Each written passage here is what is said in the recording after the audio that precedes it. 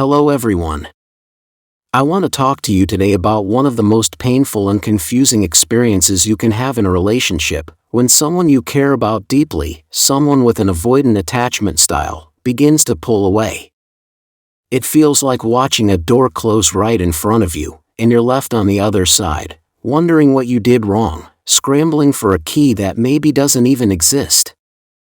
It's a unique kind of heartache, because it's so often mixed with a profound sense of confusion.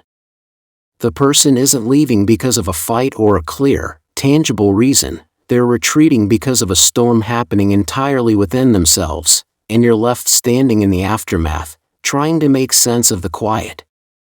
I want you to know, first and foremost, that if you've experienced this, your pain is valid. That longing for connection, that desire to be close, is a beautiful and human thing. And today, I want to walk with you through the landscape of the avoidant heart, not to give you manipulative tricks or guarantees, but to offer understanding. Because when we understand the roots of a behavior, the fear loses a little of its power, and we can begin to find our own footing again, with compassion for them and, most importantly, for ourselves. So let's begin with what is perhaps the most difficult truth to internalize, but also the most liberating once you truly let it settle in your soul. The number one thing that can drive an avoidant away often has absolutely nothing to do with you. It is the weight of their own unhealed wounds. Imagine for a moment that each of us carries a cup inside. For some, that cup has been filled, drop by drop, with consistent love, security, and the reassurance that they are worthy. For the avoidant, that cup is often cracked. It has holes. And no matter how much love you pour into it, and you may pour an ocean, it drains out almost as fast as it goes in. They have an internal leak, a fundamental, often unconscious belief that they are flawed, unworthy, or destined to be alone. So when you come along with your kindness, your consistency, your open heart, it doesn't compute. It's like speaking a language they don't understand. Their internal wiring says, "This is too good to be true," or "I don't have the capacity to hold this," and so the only response their system has, built over a lifetime for self-protection, is to retreat. They aren't running from you, they are running from the terrifying vulnerability that your love inspires in them. They are running from the ghost of a pain that existed long before you arrived. And when this happens, our instinct is to internalize it. We become detectives of our own perceived failures. Was I too needy? Did I text too much? Was I not attractive enough, smart enough, interesting enough? We twist ourselves into knots trying to find the flaw in us that caused them to leave.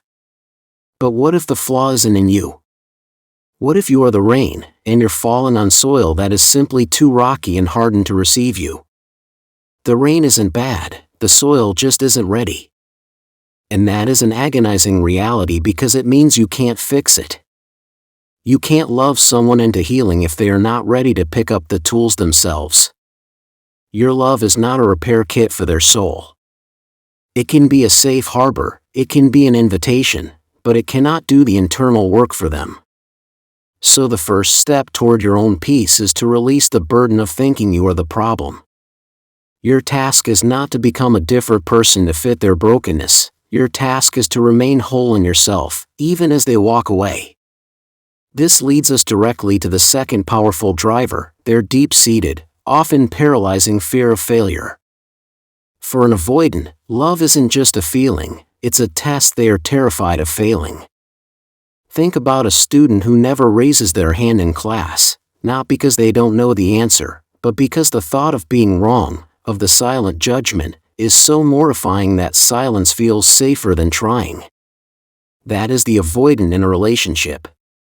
Your love, your attentiveness, your emotional generosity sets a standard in their mind. They see your capacity for connection and they think, "I could never live up to that. I don't know how to be that person." Your very strengths become a mirror reflecting back their perceived inadequacies.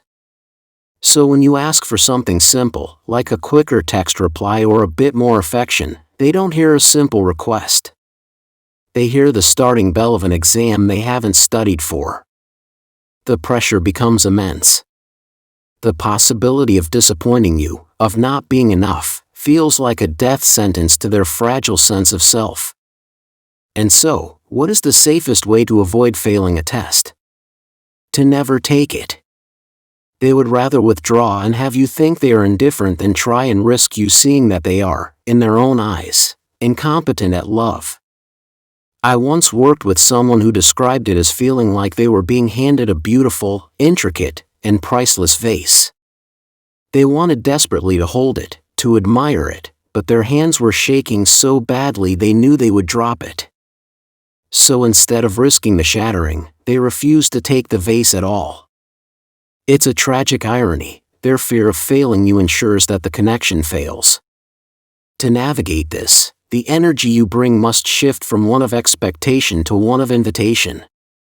It's about creating a space where it's safe to be imperfect. It's saying, through your words and actions, you don't have to get it right all the time. I'm not keeping score. I appreciate the effort, the attempt, more than the perfect outcome.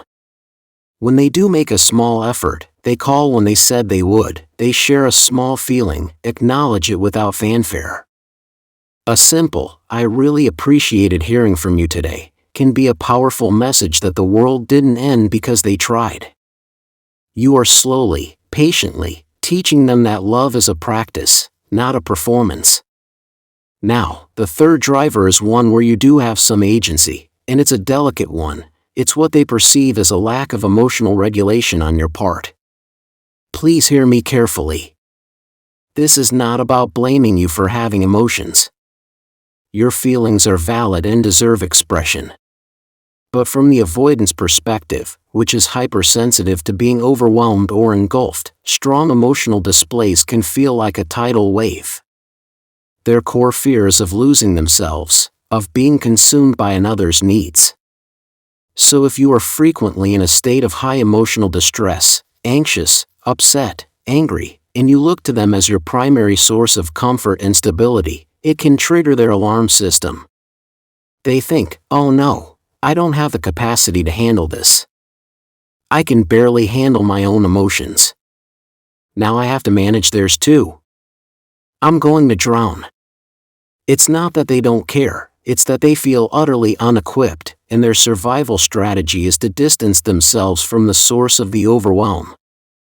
This is where the beautiful, challenging concept of interdependence comes in. It's the middle ground between total dependence, where you rely on them for all your emotional needs, and total independence, where you wall yourself off.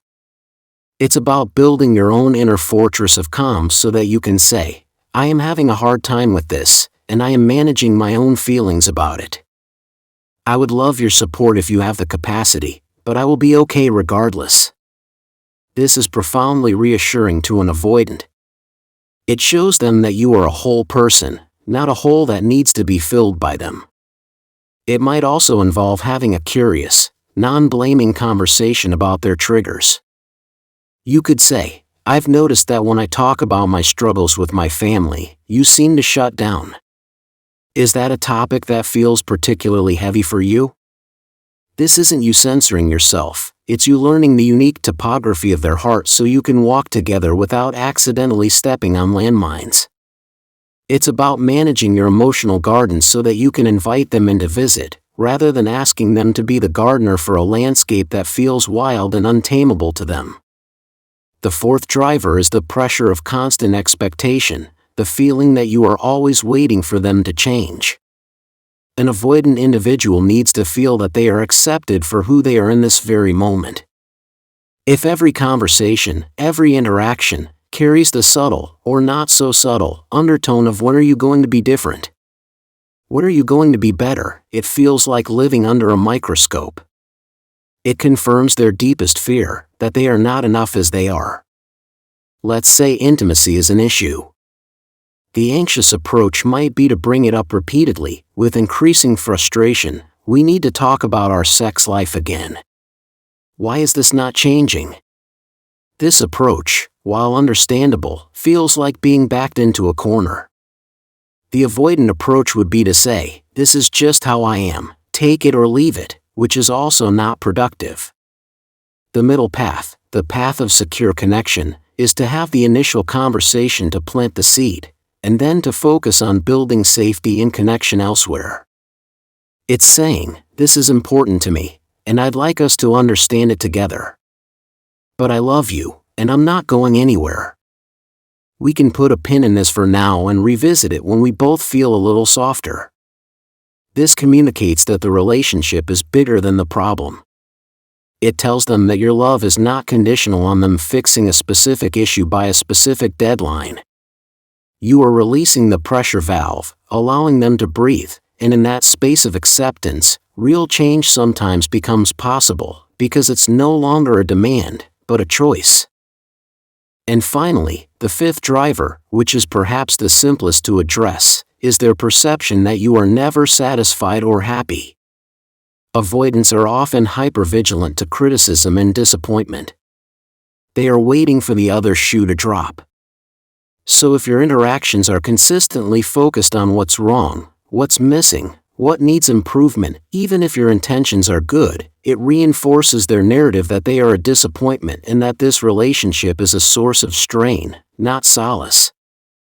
They think, "Nothing I do will ever be enough to make her happy, so why bother trying?" You can break this cycle with deliberate, genuine expressions of appreciation. This isn't about fake positivity, it's about actively noticing the good. "I had such a nice time with you last night. Thank you for taking the trash out, that was really helpful. I just feel really lucky to have you in my life." These small, specific acknowledgments are like sunshine on frozen ground. They communicate, "I see you. I appreciate you. You are a positive presence in my life." For an avoidant, this is incredibly disarming. It counters their core belief that they are a burden.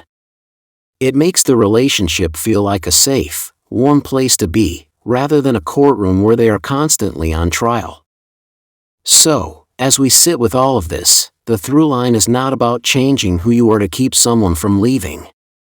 It is about becoming so solid in your own worth that you can engage from a place of strength and compassion, rather than fear and lack.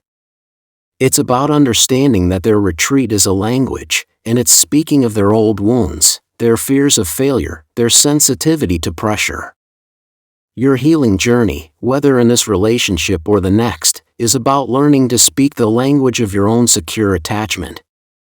It's about building that inner cup so full that you can offer love without desperation, set boundaries without guilt, and withstand the silence of another without collapsing into the story that you are unlovable.